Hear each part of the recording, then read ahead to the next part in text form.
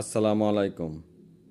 নিপুণ রায় চৌধুরী আপা, দয়া করে এই গণ অভ্যুত্থানে যারা শহীদ হয়েছে তাদের রক্তের সাথে আপনি এই রকম নিষ্ঠুর কাজটা করবেন না, প্লিজ আপা। এখনও তাদের দেহ মাটির সাথে মিশে যায় নাই, 4 মাসও হয় নাই। এখন যদি আপনি এই সকল শহীদের রক্তের সাথে আপনি এইভাবে বেইমানি করেন, আপা, এটা জাতি কখনো ভালোভাবে নেবে না। চলুন দেখে আসি নিপুণ রায় সম্পর্কে যে যাই দিনে যে রিপোর্টটা এসেছে সেটার কিছু অংশ। বিএনপিতে আসতে চাওয়া নেতাদের প্রোটোকল দিয়ে সাদরে নিজের দলে নিচ্ছেন বিএনপির নির্বাহী কমিটির সদস্য এবং ঢাকা জেলা বিএনপির সাধারণ সম্পাদক অ্যাডভোকেট নিপুণ রায় চৌধুরী। এ নিয়ে সাংবাদিকরা লেখালেখি করলেও তিনি বলেছেন, I don't care. Awami League থেকে যে কেউ চাইলেই বিএনপিতে আসতে পারে, তবে এমন ঘটনাকে স্বৈরাচার বিরোধী আন্দোলনে শহীদদের রক্তের সঙ্গে বেইমানি বলে আখ্যা দিয়েছেন নেটিজেনরা।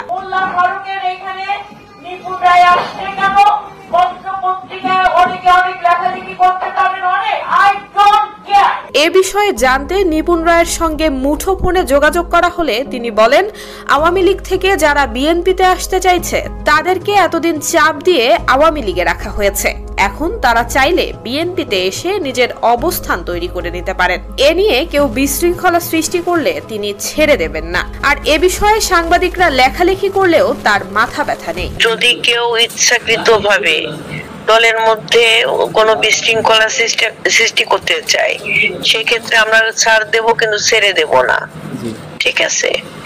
এবং আওয়ামী লীগের যারা যে সকল নেতৃবৃন্দরা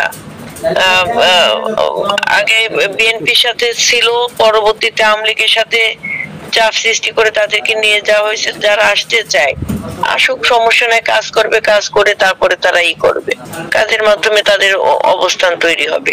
এখন পত্র পত্রিকা সাংবাদিক যদি না বুঝে না জেনে এই রিপোর্টে আমরা যেটা দেখলাম সেটা হচ্ছে নিপুণ রায় চৌধুরী গত 1 যুগ ধরে আওয়ামী লীগের যে নেতাকর্মী আছে তাদেরকে উনি দলে টানছেন। এর মধ্যে একজন হচ্ছে আপনার মোল্লা ফারুক, তাঁতি লীগের কেরানীগঞ্জ দক্ষিণ থানা তাঁতি লীগের আহ্বায়ক ছিলেন উনি। ওনাকে তিনি তার বিএনপিতে যোগদান করিয়েছেন এবং ওনার সাথে তার সখ্যতার বিষয়টাও আপনার উঠে এসেছে। তাতে করে আপনার কেরানীগঞ্জ বিএনপিতে এটা নিয়ে একটা বাজে অবস্থা সৃষ্টি হয়েছে। কিন্তু কথা হচ্ছে আপা, আপনি আপনার আগামী নির্বাচনের জন্য মাঠ ঠিক করতেছেন, এটা আমরা বুঝতে পারতেছি। আপনি আপনার শক্তি বাড়ানোর জন্য আপনি অনেককেই নেবেন এখানে, সেজন্য আপনার সাথে আওয়ামী লীগের সেই নেতার খাতির আছে, আপনি তাকে টানছেন। এতে করে কিন্তু আপা আপনার লাভের চাইতে কিন্তু লস বেশি হবে। আপনি যদি মনে করেন যে এগুলা লোকজন ভুলে যাবে এবং আওয়ামী লীগের যাদেরকে আপনারা এখন শেল্টার দিচ্ছেন তাদেরকে লোকজন মেনে নেবে, কথাটা কিন্তু ঠিক না। কারণ এই লোকের দ্বারা বৈষম্য বিরোধী ছাত্র আন্দোলনের কথায় পরে আসতেছি, বিএনপির কোনো লোক কি এই লোকের দ্বারা কখনো নির্যাতিত হয় নাই, কোনো বিপদে পড়ে নাই? এটা কি আপনি আপনার বুকে হাত দিয়ে শতভাগ নিশ্চয়তা দিতে পারবেন যে না, এই লোক আওয়ামী লীগ করলেও, যে মোল্লা ফারুক আওয়ামী লীগ করলেও সে বিএনপির লোকজনের গায়ে হাত দেয় নাই, সে বিএনপির লোকজনকে একটা ক্ষতি করে নাই? এইরকম কোনো স্টেটমেন্টকে আপনি শতভাগ নিশ্চয়তা দিয়ে দিতে পারবেন? এটা হচ্ছে প্রথম কথা।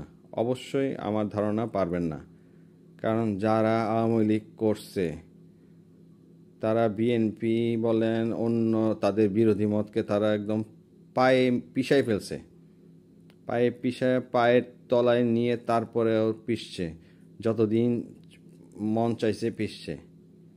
সো ওইটা আশা করা যে উনি কোনো বিএনপি নেতাকর্মী বা বিরোধী দলীয় নেতাকর্মী কিছুই করেন নাই, এটা অবাস্তব।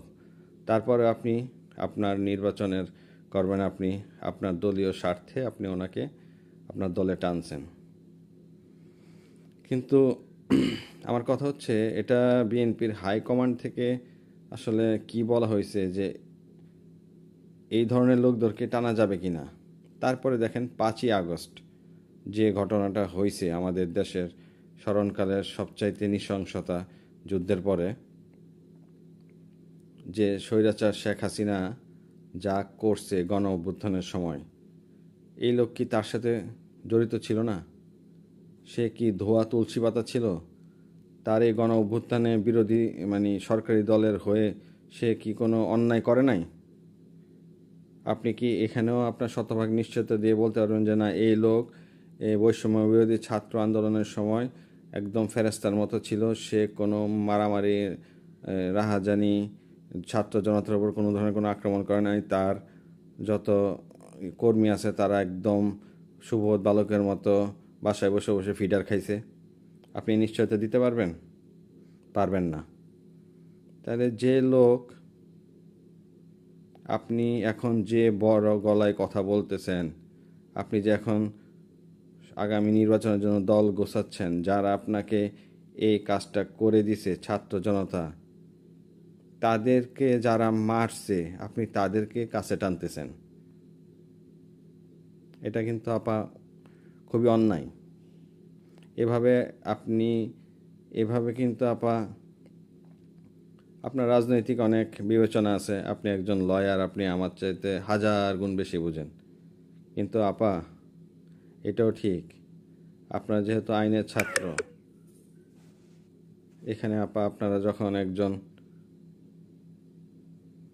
দোষী লোক তাকে আপনি আপনার দলে টানবেন, তার বিচার হোক, সে যদি বিচারে একদম ফেরেস্তা হয়ে থাকে, তার যদি কোনো কেস টেস না থাকে, তখন দেখা যাবে। আপনি সময় দেন, আপনি 4টা মাস হয় নাই, শহীদের রক্ত শুকায় নাই, তারা এখনও মাটিতে মিশে যায় নাই, তাদের স্মৃতি এখনও মানুষের চোখে মুখে দগদগ দাউ দাউ করে জ্বলতেছে। আপনি সেই সময় আওয়ামী লীগ লোকজনকে টানাটানি করতেছেন এবং আপনি বলতেছেন আই ডোন্ট কেয়ার। এটা ঠিক না আপা। আর আগামী নির্বাচনে কি হবে এটা কিন্তু আপনি জানেন না। প্রথম কথা হচ্ছে আওয়ামী লীগ আগামী নির্বাচনে অংশগ্রহণ করতে পারবে কি না এটাও কিন্তু আপনি জানেন না। আপনারা যত এই ধরনের কাজ করবেন আপনাদের ভোট তত কমবে। আওয়ামী লীগ যদি ক্ষমতায় নির্বাচন না করতে পারে, আওয়ামী লীগের ভোটগুলো কোথায় যাবে? আপনাদের ধারণা আপনাদের কাছে যাবে? আমার মনে হয় না আপনাদের কাছে ভোটগুলো যাবে। এই ভোটগুলা চারদিকে ছড়াই পড়বে এবং বর্তমানে জামায়াতে ইসলামী যেভাবে আগাচ্ছে, অনেক ভোট জামায়াতে ইসলামীর কাছে চলে যাবে। এই বাংলাদেশে আপনারা 16 বছরে যেমন কখনো কল্পনা করতে পারেন না আওয়ামী লীগকে নামাবেন ক্ষমতা থেকে, ঠিক এটাও কল্পনা করেন না যে আপনারা ক্ষমতায় আইসা পড়ছেনই। কারণ আপনাদের ভুল অন্য দলের জন্য সেটা পজিটিভ, আপনাদের যত নেগেটিভ হবে অন্য দলের সেটা প্লাস হিসেবে যোগ হবে। আর যদি এখানে আওয়ামী লীগ নির্বাচনে না আসে তাহলে তো সমীকরণ ওনাদেরকে যদি আসতে না দেওয়া হয় বা নিষিদ্ধ করা হয় আওয়ামী লীগকে, হঠাৎ এটা আমার হেডেক না, তখন কিন্তু আপনাদের সমীকরণ অনেক বেশি জটিল হয়ে যাবে। এটা কিন্তু আপনার মাথায় রাখতে হবে। কারণ এই বাংলাদেশে এখন এমন জিনিস ঘটতেছে যেগুলা আমরা রাজনৈতিক নেতারা গত 16 বছর স্বপ্নেও দেখে নাই। আপনারা কোনদিন কি স্বপ্নে দেখছেন যে স্বপ্নে হঠাৎ করে দেখে উঠছেন যে আপনি আপনার দল ক্ষমতায় আসছে? এই আওয়ামী দুঃশাসনের আমলে আপনি পার্লামেন্ট হয়ে গেছেন, মন্ত্রী হয়ে গেছেন। এই ধরনের দুঃস্বপ্ন আমরা স্বপ্নেও দেখতে পারি নাই 16 বছর, কিন্তু হয়েছে। সুতরাং বাংলাদেশে কী হবে কেউ কিন্তু আপা বলতে পারে না। সুতরাং আপা এরকম এমন কিছু করেন না যেটা আপনার জন্য ক্ষতিকর হয়, আপনার নিজের দলের জন্য ক্ষতিকর হয়। এটাই আমি বলতে চাচ্ছি। আর দয়া করে এই রকম শহীদদের প্রতি আপনি এভাবে অবহেলা করবেন না, অবজ্ঞা করবেন না। এটা শহীদদের পরিবার বলেন, শহীদ বলেন, আত্মীয় স্বজন বলেন, যারা রাজপথে ছিল, যারা আহত হয়েছে, যারা আহত হয় নাই, সবার আপা খারাপ লাগে। এরকম আমারও আপা খারাপ লাগছে, সেজন্য আপা বলা। ছোট মুখে বড় কথা বললাম, কিছু মনে করবেন না। ধন্যবাদ।